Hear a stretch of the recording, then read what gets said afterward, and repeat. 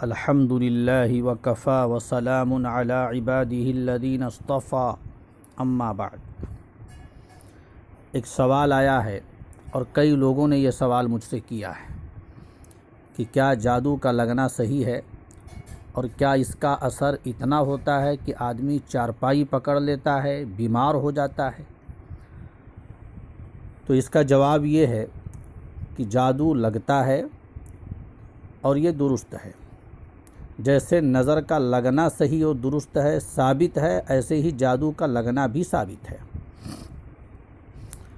बुखारी शरीफ में है, हज़रत अबू हुरैरा रज़ियल्लाहु ताला अन्हु रावी हैं, फरमाते हैं कि नबी अकरम सल्लल्लाहु अलैहि वसल्लम ने इरशाद फरमाया, अल ऐनु हक़्क़ुन, कि नज़र बरहक़ है, आदमी को नज़र लग जाती है।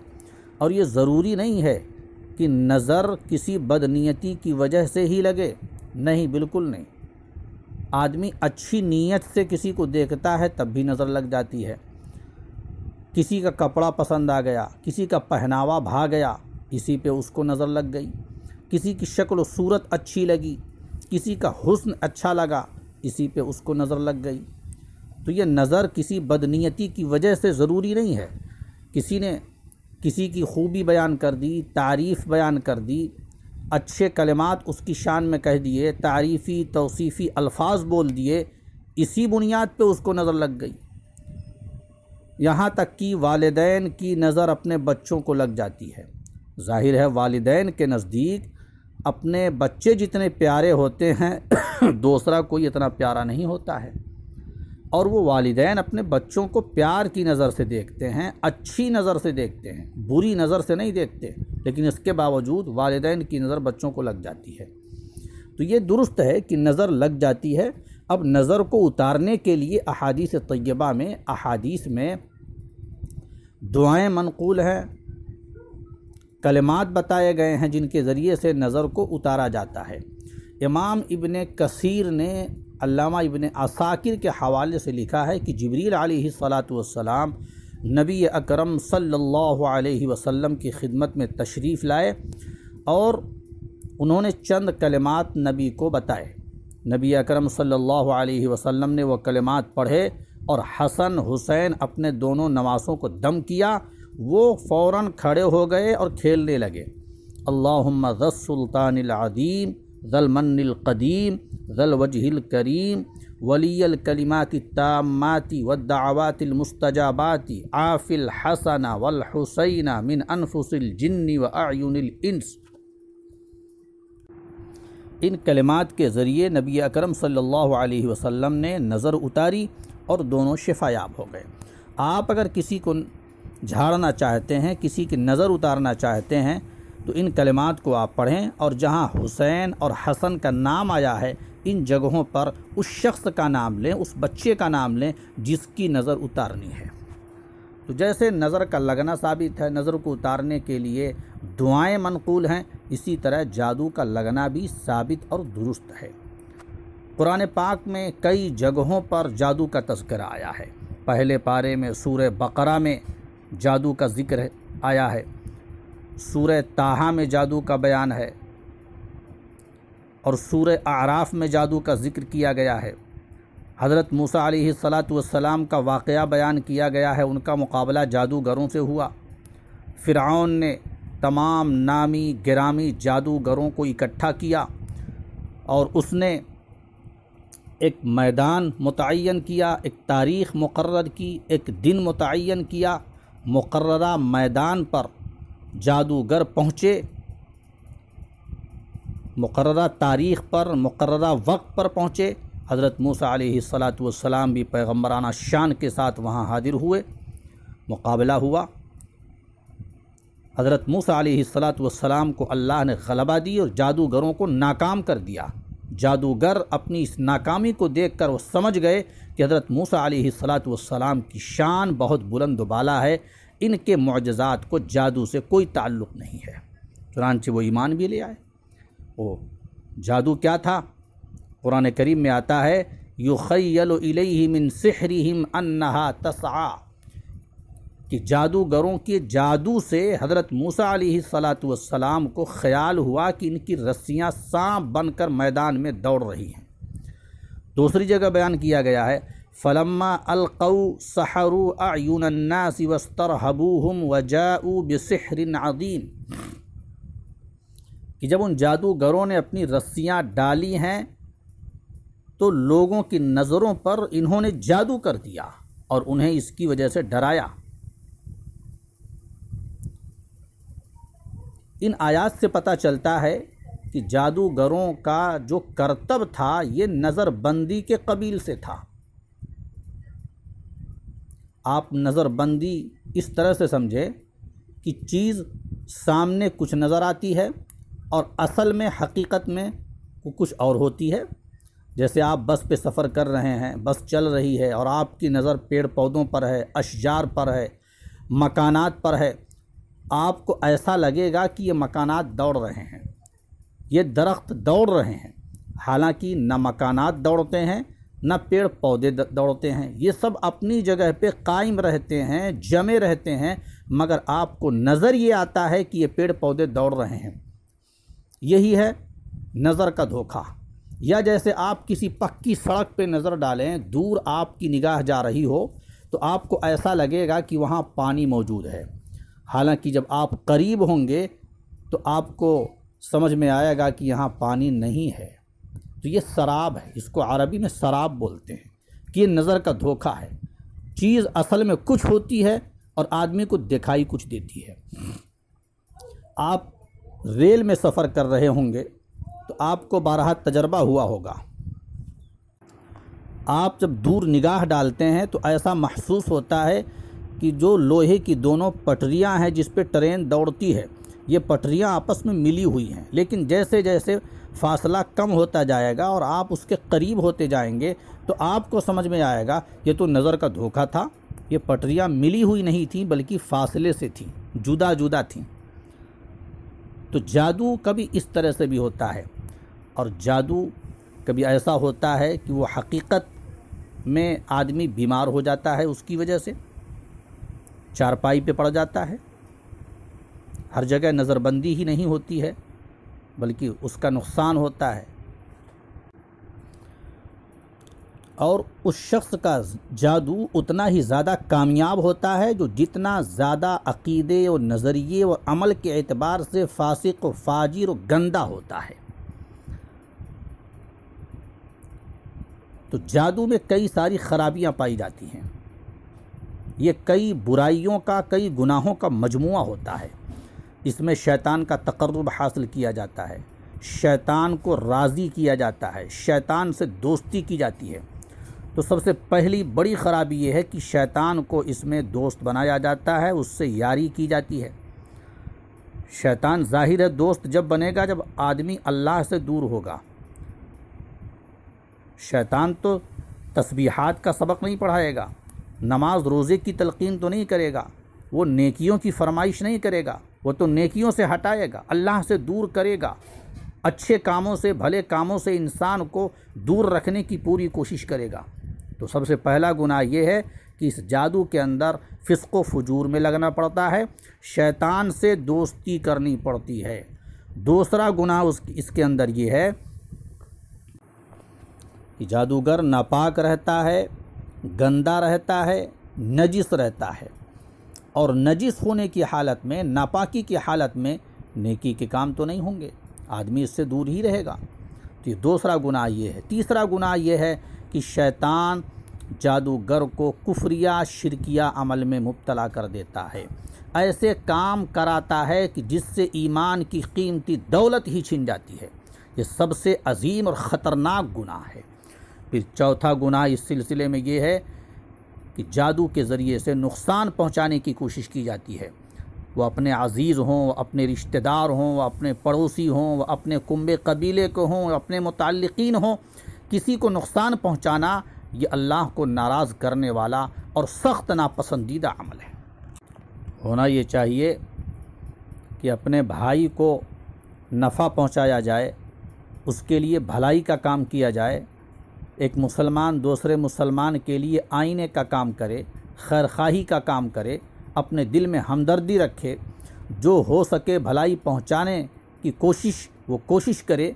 लेकिन अफसोस के साथ ये कहना पड़ता है, आज एक मुसलमान दूसरे मुसलमान भाई का खून का प्यासा है, उसको नुकसान पहुंचाने के दर पे है।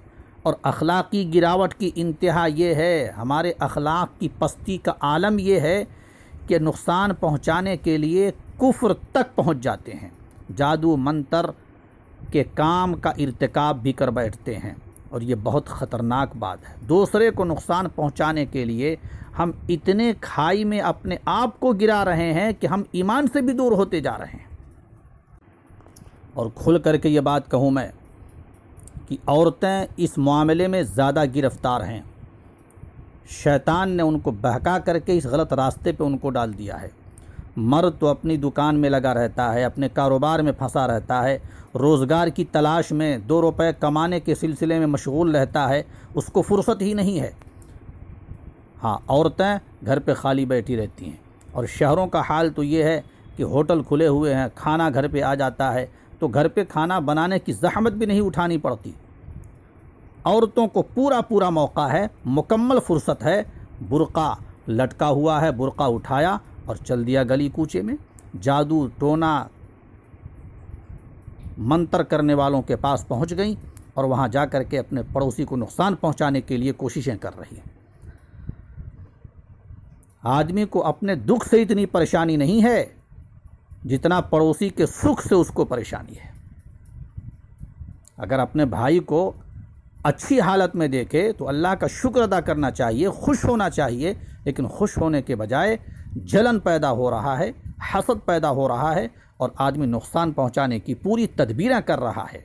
यहाँ तक कि ज़ाहिरी तौर पर अगर नुकसान पहुंचाने में कामयाब नहीं हो पा रहा है तो बातिनी तौर पर नुकसान पहुंचाने के लिए जादू मंतर करने वालों के पास पहुंच रहा है।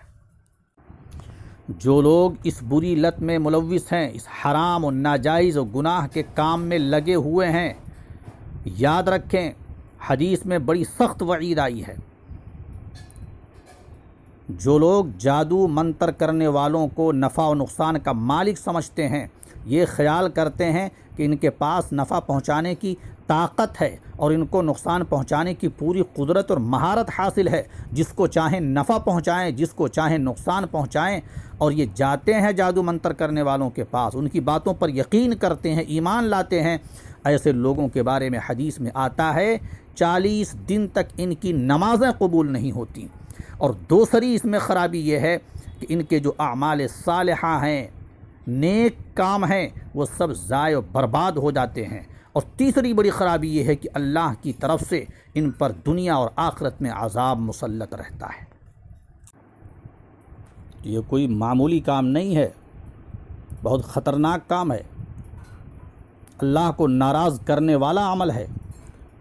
बुखारी शरीफ में है, हज़रत अबू हुरैरा रज़ी अल्लाह ताला अन्हु की रिवायत है, नबी अकरम सल्लल्लाहु अलैहि वसल्लम ने इरशाद फरमाया, 7 हिलाक करने वाले कामों से बचो।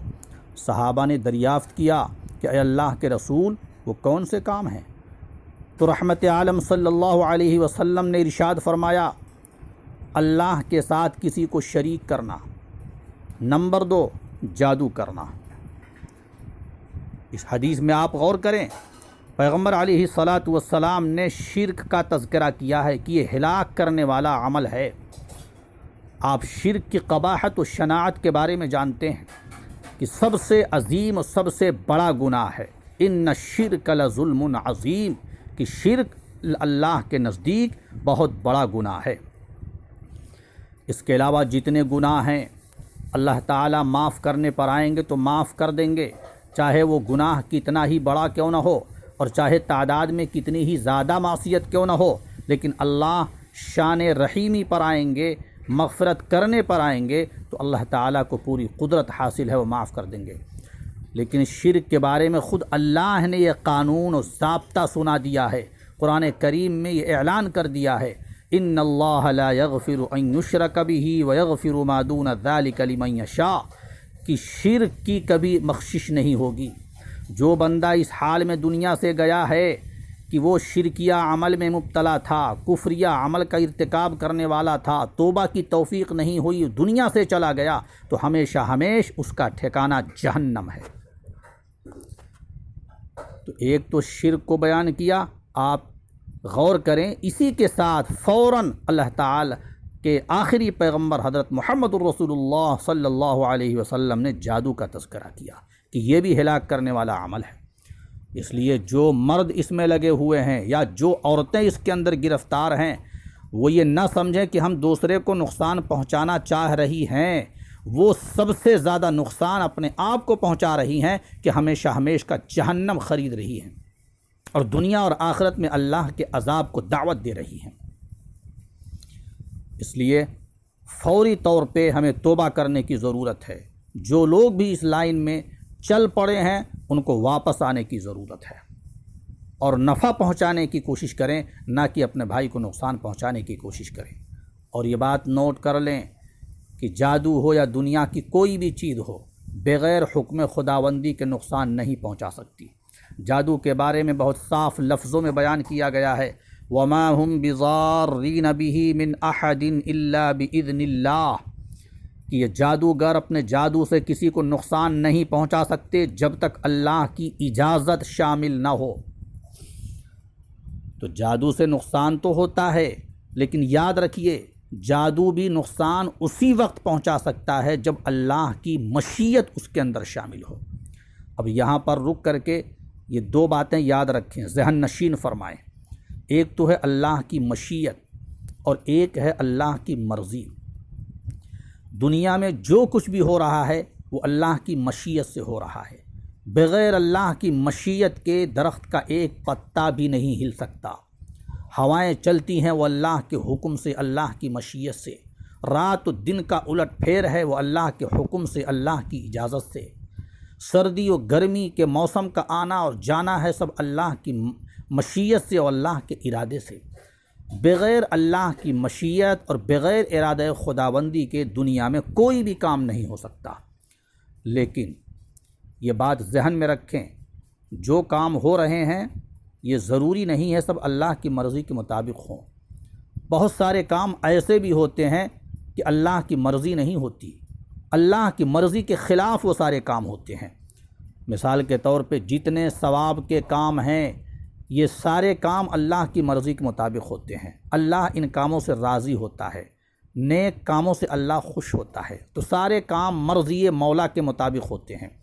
लेकिन गुनाह के जितने काम हैं ये मर्ज़ी मौला के ख़िलाफ़ होते हैं, अल्लाह इनसे राज़ी नहीं होता। लेकिन ये गुनाह के काम भी अल्लाह की मशीयत के तहत अंजाम पाते हैं। अल्लाह की मशीयत अगर ना हो तो कोई गुनाह पर कुदरत नहीं पा सकेगा।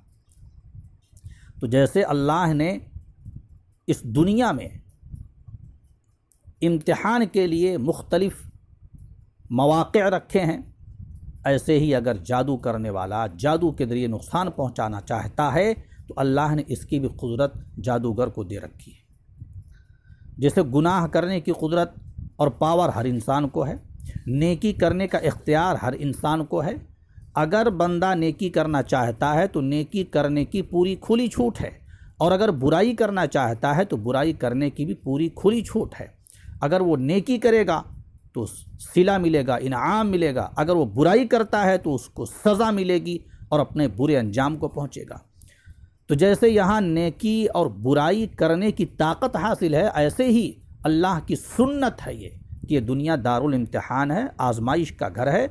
यहाँ पर अगर कोई बंदा नाफरमानी करना चाहता है, कोई जालिम किसी पर जुल्म करना चाहता है, नुकसान पहुँचाना चाहता है, तो अल्लाह ताला की मशीयत शामिल हो जाती है, अल्लाह का इरादा शामिल हो जाता है, उसे जुल्म करने की ताकत दी जाती है। वो जुल्म करता है ताकि वो अपने कैफरे किरदार को पहुँचे, जुल्म करके जालिमाना काम करके अपने बुरे अंजाम और ठिकानों को पहुँचे और अल्लाह ताला उसको उसके जुल्म की सज़ा दें। और जो मज़लूम होता है, जिसको नुकसान पहुँचता है, जो बीमार होता है, अल्लाह ताला इसको अजर सवाब से नवाजते हैं और आखिरत में इसका दर्जा बुलंद करते हैं। तो ये अल्लाह की तकवीनी मसलहत है, उसकी हिकमत है कि जालिम को जुल्म करने की कुदरत दे देता है।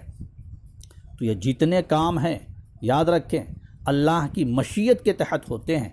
बग़ैर मशीयत खुदाबंदी के दुनिया की कोई भी चीज़ अपना काम नहीं कर सकती है।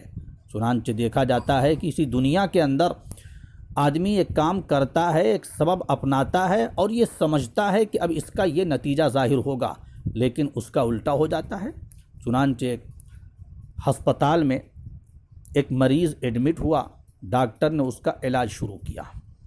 बीमारी बढ़ती गई, इलाज होता गया, मर्ज़ बढ़ता गया, जूं जूं दवा की, एक लंबा वक्फ़ा हो गया।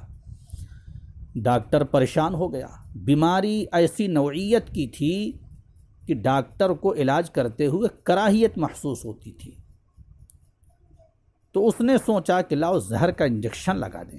चुनांचे एक रात जहर का इंजेक्शन लगा करके मुतमईन हो गया कि अब ये तो मर गया। जब सुबह के वक्त मरीज़ के मुताल्लिकीन पहुँचे तो डॉक्टर से मालूम किया कि हमारा मरीज़ कहाँ है। तो डॉक्टर ने बताया कि ऊपर की मंजिल में जाओ और फलां बेड पर तुम्हारा मरीज़ पड़ा हुआ होगा और उसका इंतकाल हो गया। ये लोग पहुँचे तो बेड खाली था, मरीज़ मौजूद ही नहीं था। डॉक्टर से फिर मिले कि आखिर कहाँ गया मरीज़। डॉक्टर भी आया और बेड को खाली देख करके हैरान हो गया। कुछ देर के बाद क्या देख रहे हैं, इधर उधर तलाश करते हुए मालूम ये हुआ कि गुस्ल खाने में ये गुस्ल कर रहा था और नहा करके बाहर निकल रहा है।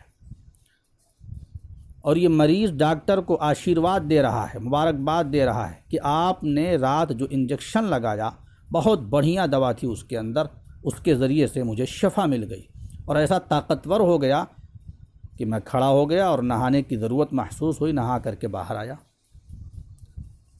तो जो सबब मौत था, जो जहर था, अल्लाह ने उसको शिफा का ज़रिया बना दिया। तो ऐसा होता है दुनिया में, आदमी करता है और सोचता है कि बिल्कुल ऐसे ही अंजाम होगा और नतीजा ये ज़ाहिर होगा, लेकिन उसका उल्टा हो जाता है। तो जादू का मामला भी यही है कि ज़रूरी नहीं है कि जादू से नुकसान पहुंच ही जाए आदमी को, अल्लाह ताला उल्टा भी कर देते हैं, क्योंकि सारी चीज़ें अल्लाह के कब्ज़े कुदरत में हैं। अला लहुल खल्क़ वल अम्र तबारकल्लाहु रब्बुल आलमीन, कि अल्लाह ही की तमाम मखलूक़ात हैं और हर चीज़ में अल्लाह का अम्र, अल्लाह का तसर्रुफ़ चलता है। बहरहाल जादू का लगना साबित है और जादू के तोड़ के लिए उलमा बताते हैं कि जो आयात सहर हैं उनको पढ़ा जाए तो जादू ख़त्म हो जाएगा।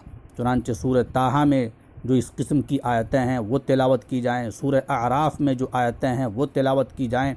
सूरह बकरा के बारे में आता है कि जिस घर में सूरह बकरा की आखिरी आयत पढ़ी जाए उस घर में शैतान दाखिल नहीं होता, इसलिए सूरह बकरा का भी एहतमाम करना चाहिए। और कुरान पाक की जो आखिरी दोनों सूरतें हैं, अल्लाह ताला ने जादू के काट के लिए और जादू के तोड़ के लिए इनको नाजिल फरमाया। इन दोनों सूरतों का नुज़ूल ही हुआ है जादू के इलाज के लिए। नबी करीम अलैहिस्सलातु वस्सलाम को कहा जा रहा है, कुल अऊज़ु बिरब्बिल फलक, ऐ पैगम्बर आप कहिए मैं सुबह के रब की पनाह में आता हूँ, मिन शर्रि मा खलक, तमाम मखलूक़ात के शर से, व मिन शर्रि गासिकिन इज़ा वक़ब, व मिन शर्रि नफ़्फ़ासाति फ़िल उक़द, और उन औरतों के शर से अल्लाह की पनाह में आता हूँ जो गिरहों में फूंक मारती हैं। तो जादू का जो अमल होता है, कभी रस्सी में गिरह लगाई जाती है और उसमें फूंक मारा जाता है, इसी तरीक़े से बालों में गिरह लगा करके जादूगर उसमें फूंक मारता है, किसी तांत में गिरह लगाकर उसमें फूंक मारता है। तो यह साहिराना अमल है, जादू का अमल है, जिसके ज़रिए से नुकसान पहुंचाने की कोशिश की जाती है। नबी करीम अलैहिस्सलातु वस्सलाम को इस आयत में तलक़ीन फरमाई गई कि आप इनके शर से पनाह मांगिए।